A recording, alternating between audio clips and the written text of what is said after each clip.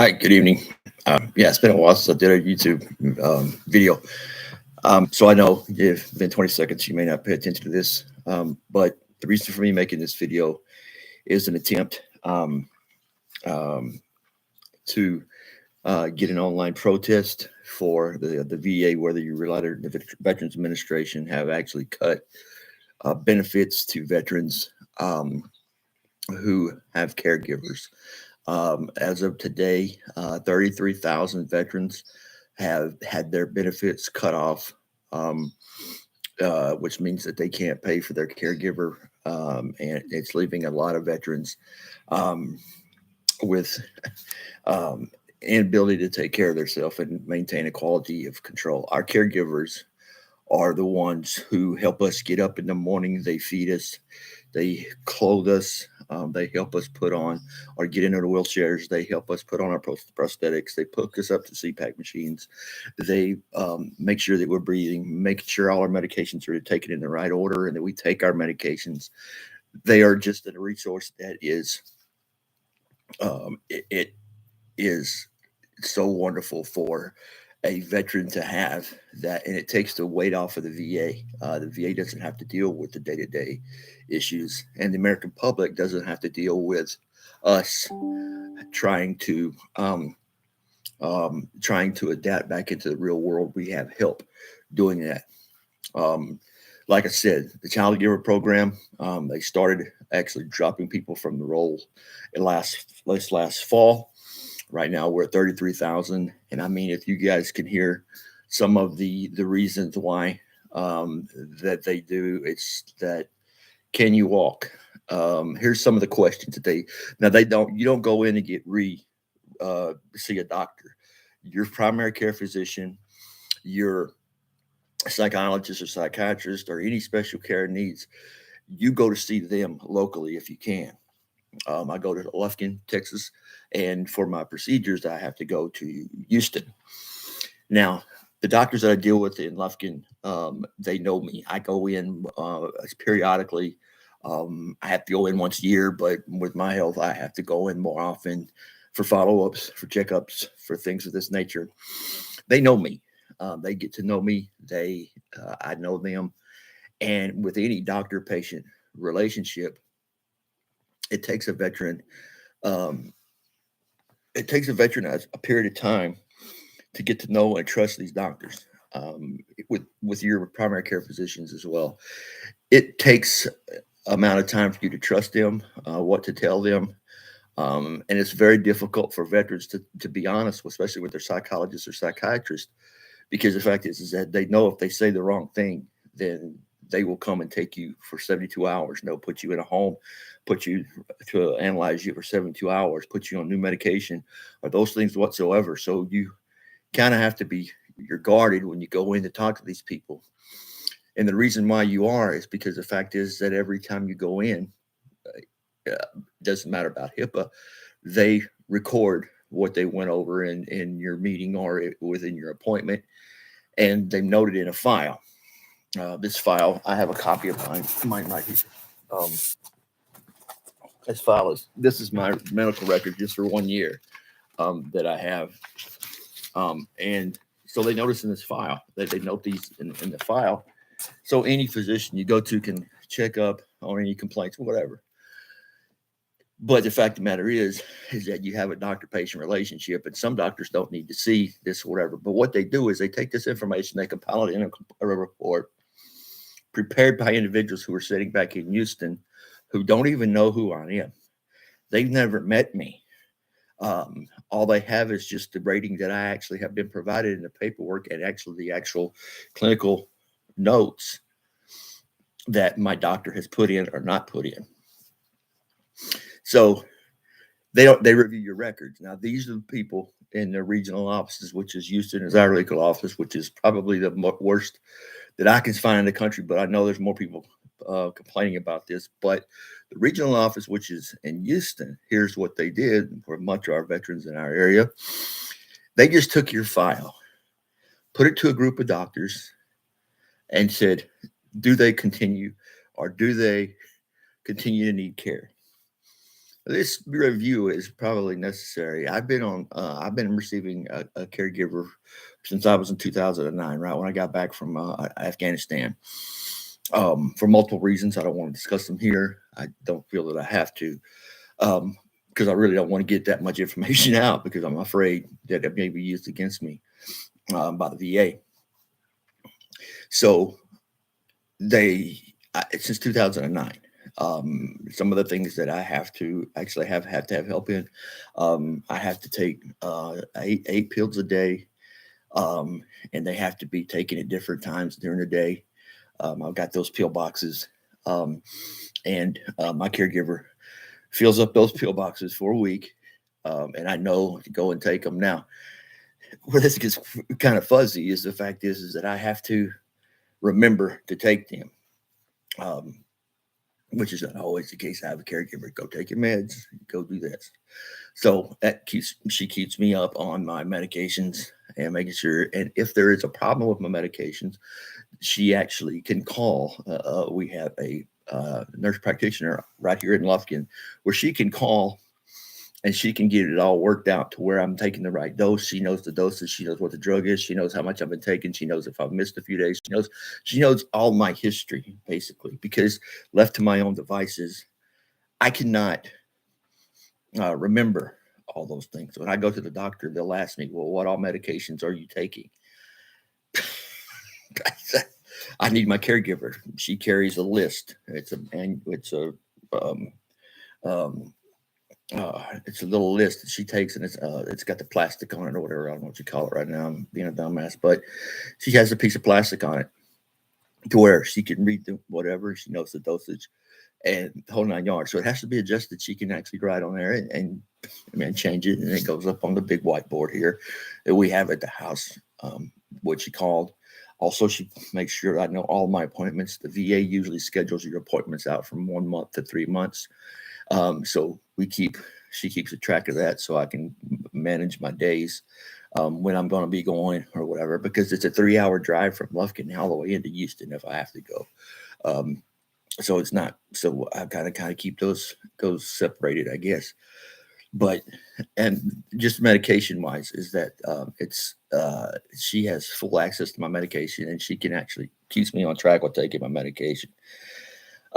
Number one reason why vets get we have an issue we have issues is because the fact is that we're not currently taking our meds. The Child Giver Program assures us that we have a child care provider that can monitor us taking our meds. In other words, it's a third voice where we can she can call the doctor and say he's not taking his meds. He is taking his meds. That you need to see him or meet it. It's basically a stop in between the doctor. And like I said earlier, it takes away a lot of the foot traffic at the VA because a lot of the stuff the caregivers do, I'll go over with some of the things my caregiver does. And this changes per veteran. Every veteran caregivers do different things. For me, um, I suffer from chronic PTSD. I'm 100% PTSD. It means to the layman world is that any given time I can go crazy. I lose it.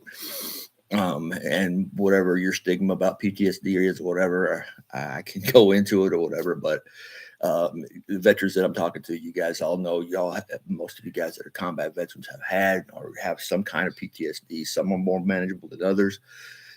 This is why we have doctors so we can go and get the proper medication.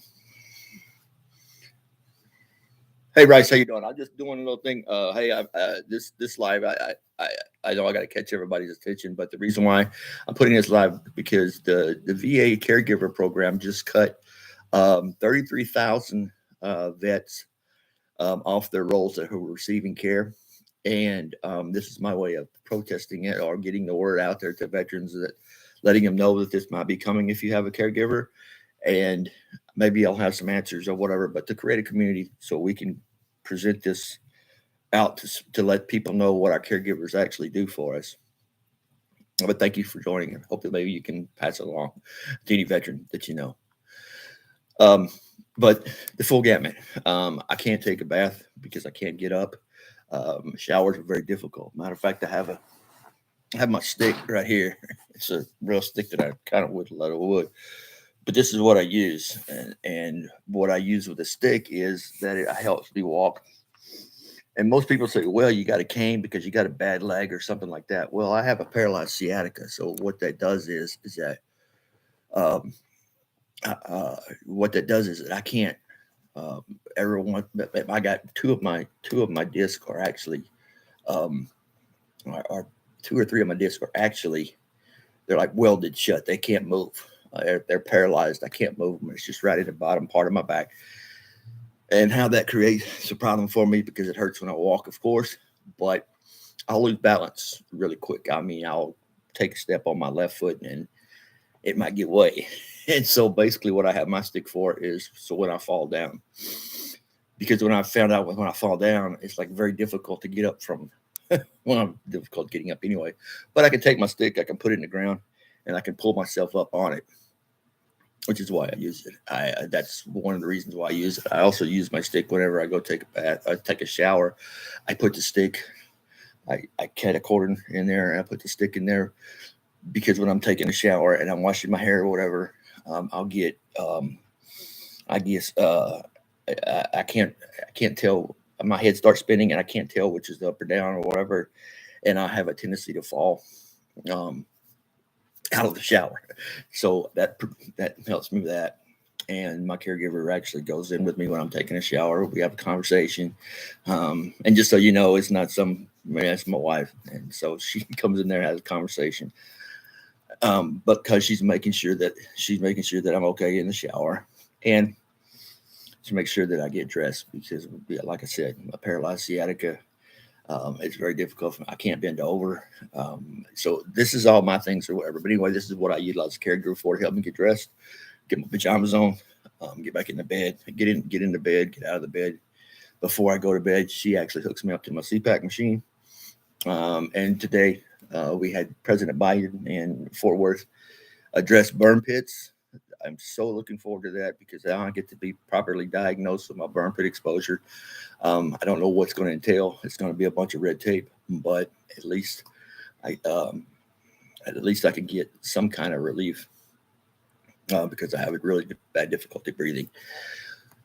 So everybody looks at it and says, "Well, you're just jacked up." No, in the Army and the Marine Corps, whatever they said, well, "You're broke." Yeah, I'm broke. That's why they wouldn't let me go back to combat again. So my caregiver does things that I can't do for myself. I can't cook, and the reason why I can go in there and I can boil water, but I'll forget that I put it on.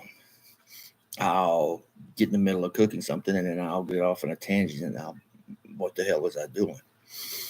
So this is one of the major concerns that they put me on the caregiver program initially because I was not remembering to eat. Many veterans will attest to this. Is that whenever you are in country, you get you kind of get a schedule. You eat whenever you have a certain feelings. You may not get a whole sit down hot meal, but where you snack on crackers, you snack on some sausage. I carry cheese, sausage, and just to get some snacks and you whatever that. It's a lot of veterans. That's how they ate, and you still continue that or whatever. So you really have to be hungry to remember to eat, and you'll forget to that you're hungry. It happens to me. Happened to you. Happened to me. So my primary care is that make sure that I eat. I can't drive. I had a problem with that because the fact is that I was seeing, and many veterans know the same thing. You guys know the whole drill. It's like I see the Taliban, I see freaking IED, I see ghosts and spooks or whatever, and I'll just turn in the middle of the highway because I think I see something. So my caregiver drives me to and back and forth. She helps me get to and from appointments. Like I said, she takes notes during these appointments, and she helps me follow up. She's the main source of communication between me and the VA, and she has a relationship with my physicians to where she can call in and talk to the nurse practitioner, and they get stuff done within 5 or 10 minutes. When normally it would take a veteran to call in and being on hold and all these things or whatever, because you don't know who to talk to, and your whole day's gone. Finally, you say, "Screw it! I guess I'm not going to mess with it anymore." So Anyway, the drastic change that happened is affecting not only myself but many veterans that I know. We have a group that meets. We try to meet every week, but it kind of goes every 2 3 weeks. We kind of meet, kind of go over stuff or whatever. Um, and there's a case scenario I want to give you is that the fact that there's a guy that got his benefits cut, and he has to put on an oxygen mask twice a day. He's got to fill his bottle up. He has one bottle that he fills up. I think it goes over through the night, and then around 2 3 o'clock in the afternoon, I think he has to change out his bottle. I think that's what his schedule is. I haven't been over there in a while, but anyway, that's how it was. But we got to change his bottle out. Since he can't afford a caregiver anymore, he has to rely on somebody from his family to take off from work and go give him an oxygen bottle or change his oxygen bottle out. So what we've done is that we've actually got together and somebody's has taken a day to go, and we switch off days to go and help him out or whatever on days where his family can't go there, or help him out or whatever. These are duties that are preferred by the caregiver. Um, Plus, the fact is that he has burn pit exposure very bad, and he'll just stop breathing for just stop breathing, and his caregiver was always there to just shake him, make him make sure he was breathing. That was basically her. That that's sounds like a small thing, but for a veteran, it's like, damn, I got to remember to breathe. So that's just one case scenario. And I'm making a very big point, taking too much long time and whatever, but I'm making a big point of the fact is what caregivers do, and I don't think anybody understands exactly the role they play in the care and continued treatment of veterans after they get out of the service, after they've been released from the VA, after they all their work has been done on or whatever. They still have to be able to survive and have some kind of quality of life. Many of these injuries do not let us function like we used to. Um, we need help, and the caregiver program has provided people with help. Now, there are certain circumstances where you may have had a bum knee. You may have blew your knee out for a parachute jump you had in training, or something, or where I fell down a mountain in Afghanistan. That happened a lot. Or a heel, or something like that. And then they can actually go in, repair it, and you do some physical therapy, and then you'll get better where you can actually use that again. So you only really need a caregiver for that period of time. But there are some individuals that I fall in a category to where I need a caregiver totally every day of the week. Um, I can make this statement, and I hope that this passes this along to anybody at the VA that that's actually can actually listen to this or whatever. Is that we have 22 veterans that kill themselves every day, and these numbers were surprising to me. That 22 veterans I knew about, the 22, and that's something that resonated in my mind. But then after thinking further, I was like, okay, now that they're cutting the caregiver program, they're going to put veterans in a position to where they have to make that decision. They have to make, what do I really want to live or die? Do I really give a shit? Do I really?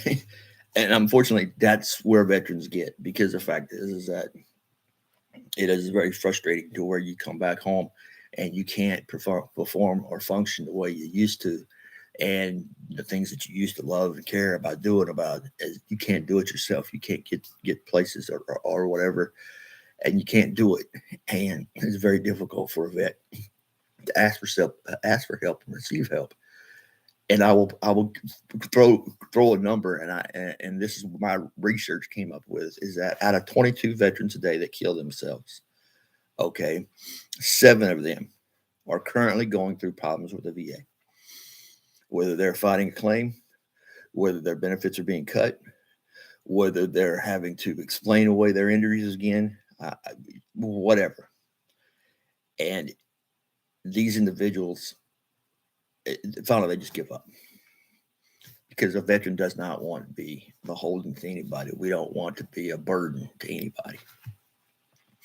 This is what the cuts back to this child care. I mean, this child care. But anyway, the VA caregiver does. It takes away another tool that a veteran has to enhance his quality of life when he gets back from a war zone or for any injury that he suffered in in the service. Um, and that's got to be a good thing. But you would think that Congress would know that, but they're cutting it left and right. And there's going to be a lot. The 22 number that I mentioned, um, check back with it in 6 months. That number is going to go up. If the Congress and the VA continue on this path, I will almost guarantee. I bet you all the money in my pockets against all the money in your pockets, that number is going to increase to 30, 35, because they're taking away veterans' quality of care. It's not about the money. It's really not. Caregivers are needed not only in nursing homes, not only needed in hospitals for therapy, for different caregivers are actually utilized in every facet of the medical profession, every facet. But now they're cutting it from the VA. And it goes back to the old saying, if you're a veteran, delay, deny, and hope you die. Well, they delayed and denied and hoped we died, considering burn pit exposure. Now they're cutting the child care. I mean, God, I keep saying child care. No, caregiver program. Because if now it's delay, deny, I hope you die. We don't want to pay you benefits. We want you to die off. That's the message you're sending. We don't want to pay you for somebody to come in and help you watch you. We want you to die peacefully in your home so nobody really knows about it. And also the fact is that we're going to deny any services that we can provide for you, because you can go to the hospital. Well, go to the hospital and get care. No, you can't get emergency care to VA hospital. I'm sorry. Find one that you can get. So this has an impact on so many people, or whatever, that it's detrimental. And it's like you can see it coming a mile away. But it's gonna start costing veterans' lives. As simple as that. We're no longer able able to receive the quality of care that we need to survive. I'm not talking about being able to go out on yachts or going some places. No, we're not able to do that. We pay a caregiver to come in and help us get through the day. Now the VA is denying that, and they're cold about it too. They're like, I'm cutting you off. Last thing I want to go over is this. Here's how they're doing the system. A lot of people are asking me, well, why do I get to? You just get a letter out of the mail, in the mail, saying we're cutting off your benefits, or your benefits are going to be reviewed. Okay. So you're thinking, okay, I got to go back and see the doctor. Got to see my psychologist, my psychiatrist. I got to go see pulmonologist. I also got to go see my back doctor again. I got to go see Ollie, and then they'll re-rate me. Now, I've been this way since 2009. These injuries that I have are not going to get any better. If anything, they're getting worse. I don't care about that. But in my example, let me give you an example. This is the VA rating. 100% is the most you can get. That tells you, it tells you how much benefits you're going to get. It tells you, can you drive with a handicap plates? It proves that you're handicapped up to 100%. Now, there's different percentages over there, but up to 100%. If you look at my VA rating, just alone with what injuries that I currently have that haven't gotten any better, that I can't get no operation for, it's just the way I am, 24 hours, 7 days a week. I'm at 180 percentile. I should be dead by now. But the reason why, since 2009, the VA made a very vital decision in my life that saved my life, because they provided me with a caregiver. It provided for my wife to stay home. It provided for my wife, and she is my caregiver. And I'm telling you, that is her second job. That is her second job. She has to continually work every day just to maintain my health, because I can't remember. Some days I just say, screw it. I don't care. Screw it. I don't care. But I have somebody to lean on that can actually help me up and say, come on, let's go. May not be worth it today, but it's worth it tomorrow. this is where we get in that fine line. We got people over 100% rated or at 100% rated, and you're telling me I'm 100% rated here, and I don't qualify for a caregiver. I'm next to being for 180%. Shit, I should be freaking dead. I can't walk like I used to walk. I can't walk from here to there without falling down. I can't walk. I can't breathe. I can't walk. The only time, the best part of my day is I get to go lay down in my bed and lay straight. Hear my back pop. It has to pop 4 times a night before I can actually get some sleep. I do not take any pain medications. I'm not hooked on any drugs, whatever. I just take the medication that the doctors prescribed me. But anything else, I don't take it. I don't take anything. If I take what I need, and that is my strictest goal. I don't want them to give me something that's going to string me out or whatever. I don't. I just take what I necessarily need just to function throughout the day. Many vets are like that. So, in closing, there was a individual who did a song, and it was called "Lean on Me." I know you guys have heard that. Michael Bolton sings. There's so many different artists singing. It's called "Lean on Me," and I would like to dedicate that song to. I'm gonna leave the lyrics. I'll leave the link down so you can listen to this. But I'd like everybody to pass this "Lean on Me" and put it in your tweets. Put "Lean on Me." Make up some, "Lean on Me," vets protest caregiver program, and just let's see how far it goes to get the message across. And the reason why I think it's important is because the fact is that I know that 22 of my fellow service members take their life a day. I don't know the reasons. They have their own reasons. I feel sorry. I feel bad because it's not any way to go. But this number is going to get higher if us veterans don't stick together, become a lobby, stick together, and protest these things that are actually making decisions for us, and we don't even have any say so. So once again, "Lean on Me," caregiver protest, cutting our benefits. Just put it up there and retweet it.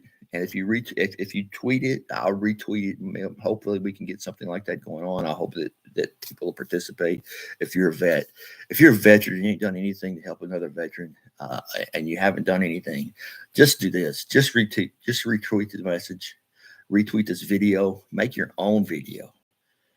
I made a video not too long ago, and I posted here on Twitter, but I sent it to every person in the government. If I could find an email on this caregiver program, I sent it to voice my concern, because you never know, and we vets never know.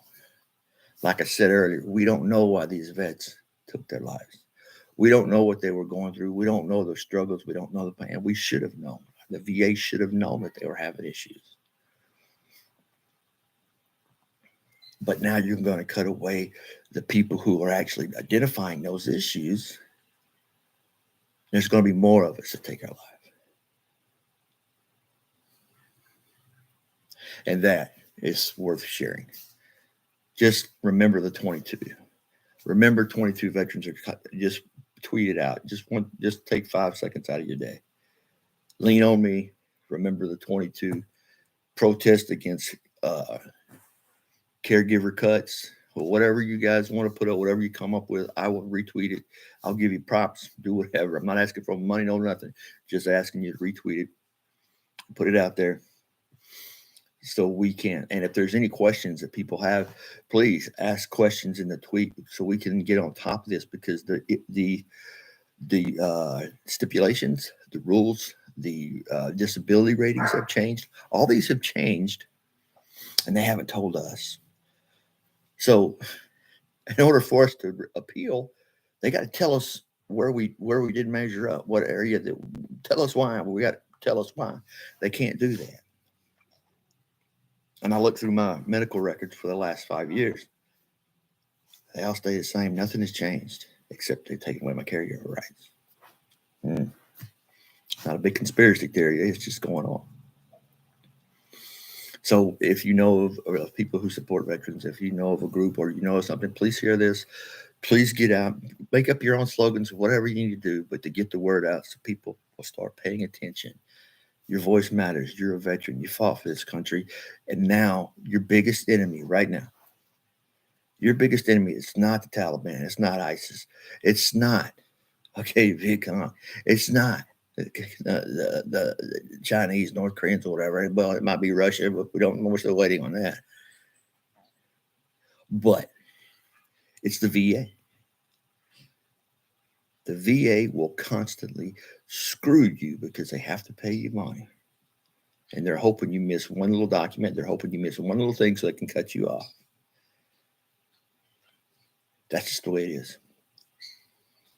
So to all my veterans, Semper Fi and hoorah! I was a Marine. I was Army Marine.